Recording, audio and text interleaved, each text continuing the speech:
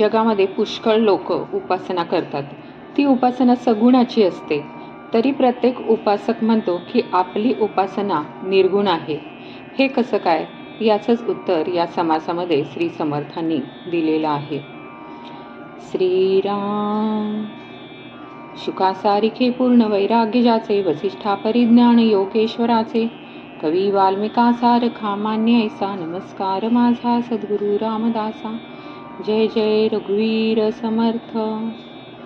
सार्थ श्री दासबोध दशक 16वा, समास 9वा, नाना उपासना निरूपण. पहिल्यांदा याचा सारांश ऐकूया. श्रोत्यांनी असा प्रश्न विचारला की जगामध्ये पुष्कळ प्रकारचे लोक आहेत. त्यांच्या उपासना देखील पुष्कळ प्रकारच्या असतात. जो तो आपल्या देवतेचे श्रद्धेने व मनापासून भजन पूजन करतो, स्तवन करतो आणि प्रत्येक जण आपल्या उपासनेला निर्गुण म्हणतो. हे कसं काय? या प्रश्नाचं उत्तर देण्यासाठी श्री समर्थांनी हा समास सांगितला आहे. त्यांचे उत्तर असे आहे की आपल्या दैवताची स्तुती करण्याचा माणसाचा स्वभाव आहे. त्याचा हा परिणाम असतो. येथे निर्गुण म्हणजे बहुगुण. अंतरात्मा हाच खरा बहुगुणी आहे. सगळ्या देवता अंतरात्म्याच्याच अंशरूप असतात. भक्त लोक जे भजन पूजन करतात ते अखेर अंतरात्म्यालाच पोहोचते. पावसाचे पाणी झाडाच्या शेंड्यावर पडते तरी पण ते मुळाकडेच जाते. तसे हे घडते. सगळ्यांनाच मूळ काही सापडत नाही, पण साधूच्या अंतर्यामी खरा आत्मानात्म विवेक असतो. तो मूळ अंतरात्म्यापर्यंत पोहोचतो. जे चंचलपणे बदलते त्यास सगुण म्हणतात आणि जे निश्चल असते त्यात कधी विकार किंवा बदल होत नाही ते गुणातीत आणि निर्गुण आहे. या गोष्टी ज्याने त्याने विवेकाने समजून घ्याव्या. उगाचच वाद घालू नये.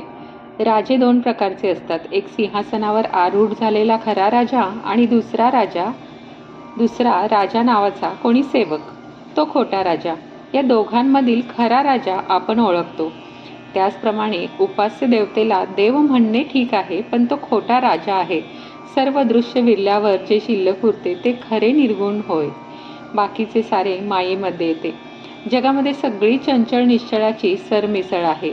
सगुण निर्गुण एकत्र कालवले आहे. त्याचा नीट विवेक केल्या वाचून सगुण कोणते ते कळत नाही. म्हणून साधकाने अतिसूक्ष्म विचार करावा आणि खरे खोटे व भ्रष्ट अंतर्निष्ठ नीट समजून घ्यावे.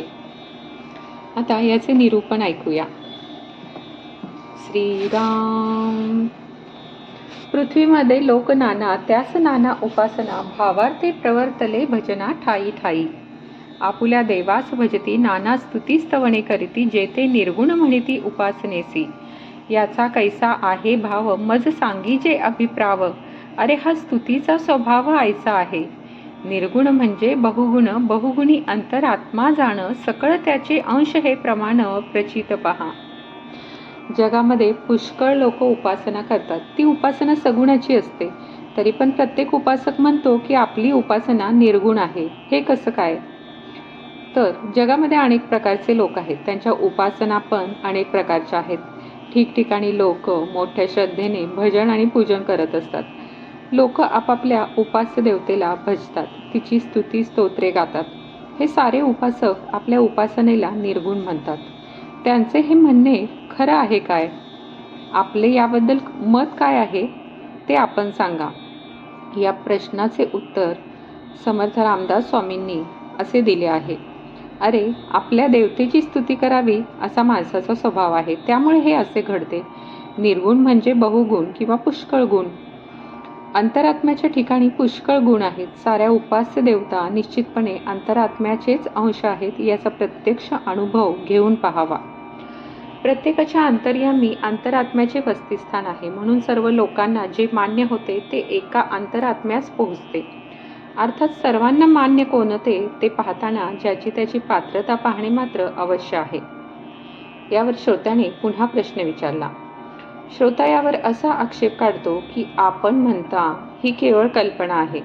झाडाच्या मुळाला पाणी घातले तर ते झाडाच्या सर्व पानांना मिळते, हा रोजचा अनुभव आहे. श्री समर्थ या आक्षेपाचे उत्तर देतात. वक्ता म्हणतो की अरे हे बघ, तुळशीच्या झाडावर भांडे भरून पाणी घातले तर ते पानावर क्षणभर स्थिर राहत नाही, ते खाली जमिनीत शिरते.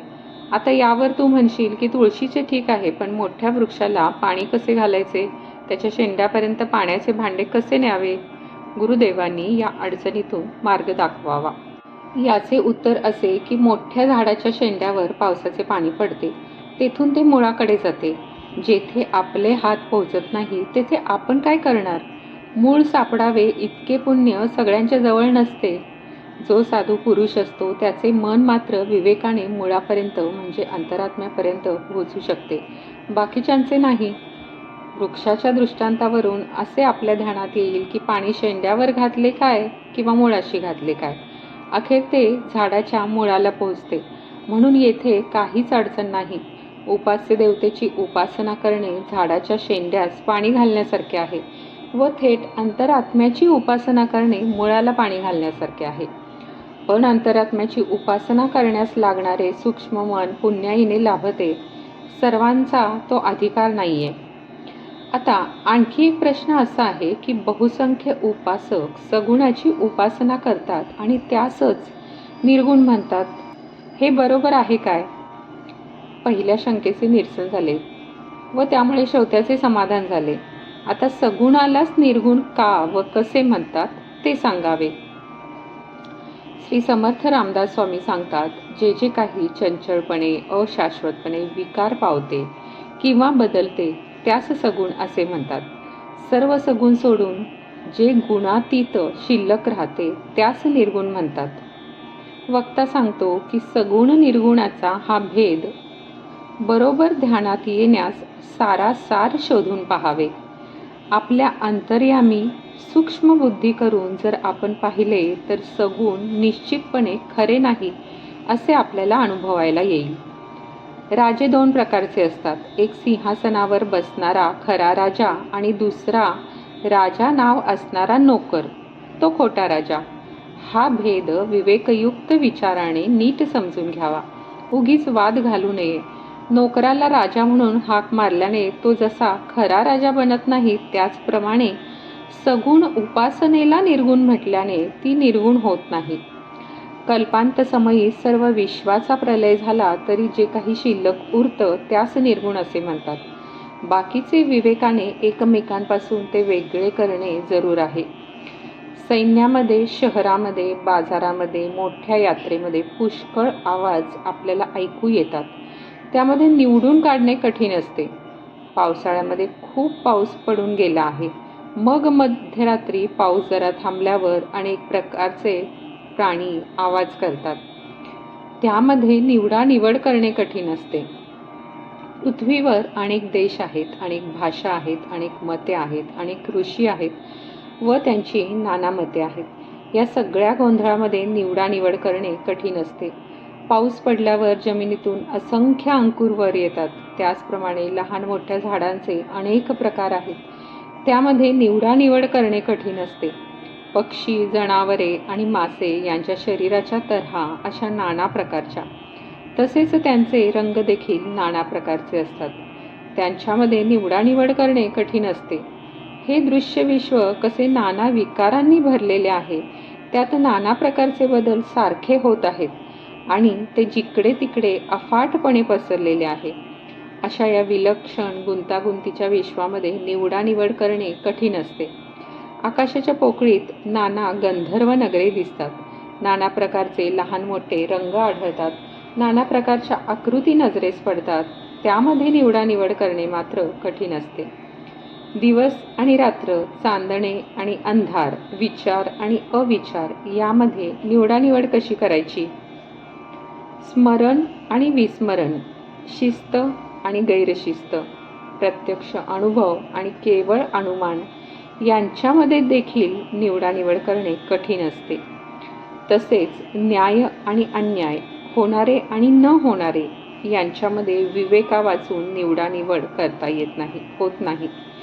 कार्य करणारा आणि कार्य करू न शकणारा, शूर आणि वाईट कर्मे करणारा, धार्मिक वृत्तीचा आणि अधार्मिक वृत्तीचा कोण आहे हा भेद कळणे आवश्यक आहे.